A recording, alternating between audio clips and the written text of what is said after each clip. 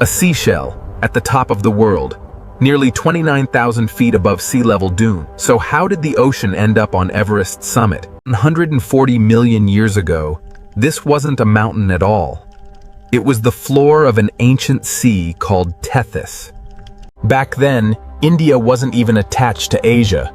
It was a drifting island continent, moving north at an almost impossible speed, about 15 centimeters a year. That might sound slow talks, but for a tectonic plate, it's a sprint. For tens of millions of years, this seafloor just quietly collected sediment. It had no idea what was coming. But the gap was closing, and somewhere around 50 to 55 million years ago, India finally slammed into Asia. This was one of the largest continental collisions in Earth's history, and the impact instantly changed everything. India's speed dropped almost instantly tense, from 15 centimeters a year down to just 4 or 5. Something had to give. The compressed seafloor sediment had nowhere left to go but up. And up it went, folding into the beginnings of mountains. Today, we call the result the Himalayas, the tallest mountain system on the planet. But this story is far from finished. Normally, one plate slides beneath another. But these were both continental plates Thules, and neither one would give way down. Layer after layer of ancient seafloor buckled like a rug pushed against a wall truss, folding upward, again and again. Geologists today call these formations the Kuala Kangri and Yellow Band limestone layers, a direct record of the seafloor that once was. Trilobites, crinoids, creatures that once crawled the ocean floor slorets, now frozen in stone, miles above sea level. The average elevation here exceeds 6,000 meters. This isn't just the tallest range on Earth, it's the tallest mountain. A flat seabed became the roof of the world. And the strangest part? This transformation is nowhere near finished. Right now, at this exact moment, India is still pushing north. The collision that built these mountains never actually stopped. Modern GPS measurements confirm it, says. India is still moving north, about 5 centimeters every single year. Everest itself grows about 4 millimeters taller every year. You'll never see it happen, Corneat, but it never stops. But that same pressure building underground doesn't just build mountains. It also builds something far more dangerous. Deep beneath these peaks, stress has been building for millions of years pounds, with nowhere left to release, until suddenly, it does. In 2015, that pressure released in Nepal, a reminder that mountain building and earthquakes are two sides of the same process. The very same force that lifted an ocean floor into the sky is the force that still threatens the millions who live beneath it. So why does this keep happening? Why won't two continents just stop pushing against each other? The answer comes down to density. Continental crust is simply too light to sink beneath the surface. Continental rock averages about 2.7 grams per cubic centimeter. Oceanic crust is closer to 3.0 sect, dense enough to dive into the mantle. Geologists call this a continental collision, kapumit, the opposite of subduction. Instead of diving down, the rock north of the Himalayas, this same compression created something just as remarkable to mates, the Tibetan Plateau, averaging 4,500 meters high. It's the largest and highest plateau on the planet functions, and it's still being pushed upward by the very same collision.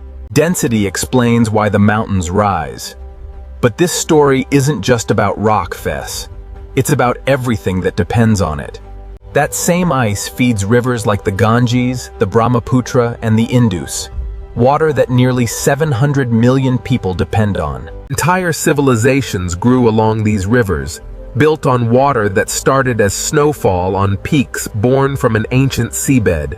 These mountains even control the weather. They trap monsoon clouds, shaping the rainfall patterns for an entire subcontinent. Without that mountain wall, the monsoon simply wouldn't work the way it does Tethys, and neither would agriculture across South Asia. But these glaciers are changing faster than ever.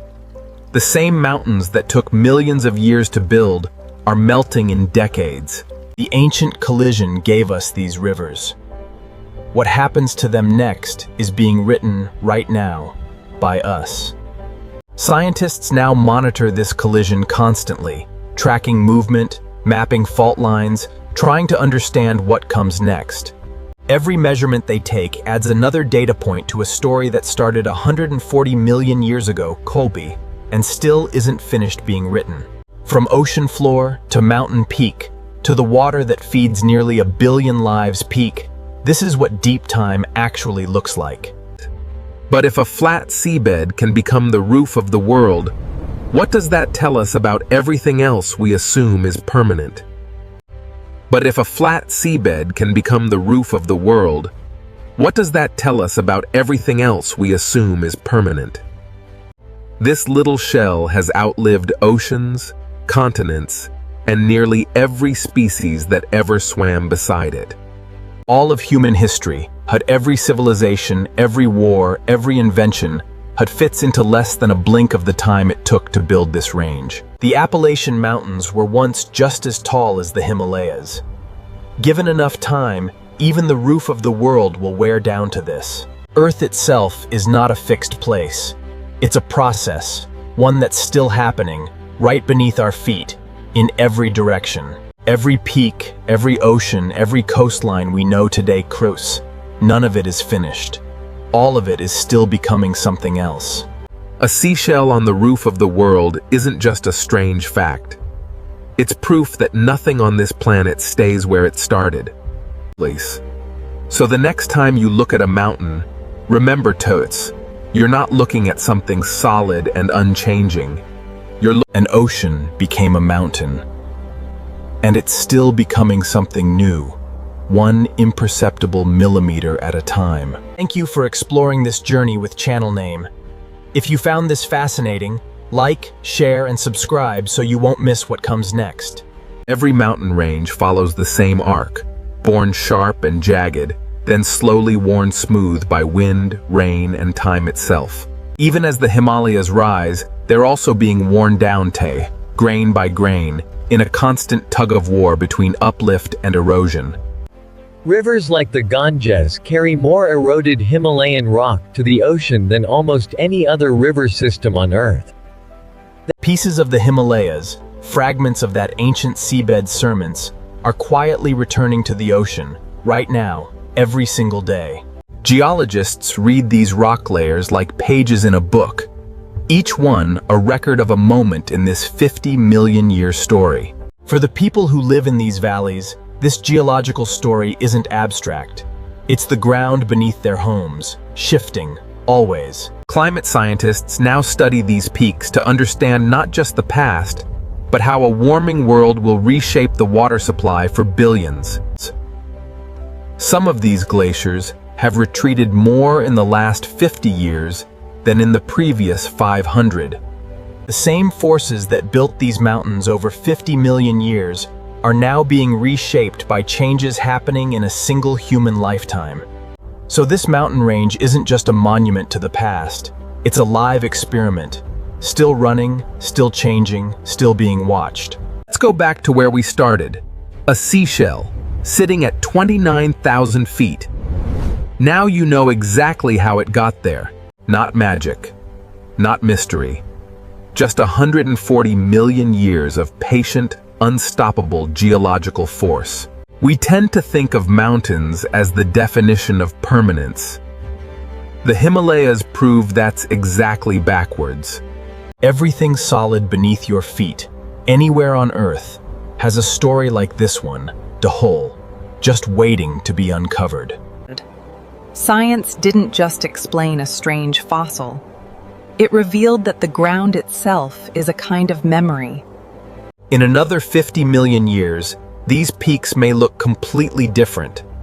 Worn down, reshaped, maybe even gone. And somewhere, on some future coastline, another creature might one day dig up a piece of what we call home today. That's the strange comfort in deep time. Nothing truly ends, it just becomes the next chapter of something else.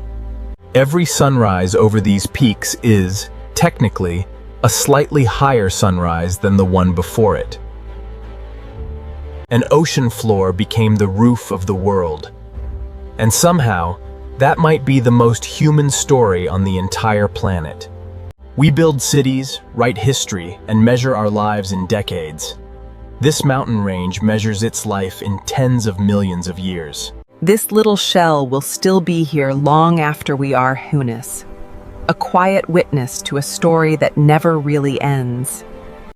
So the next time someone tells you nothing ever really changes, note, point them toward the tallest mountains on Earth. An ocean floor, a collision, a mountain that's still climbing. That's the real story hiding inside. Thank you for exploring this journey with Channel Name. If you found this fascinating, like, share, and subscribe so you won't miss what comes next.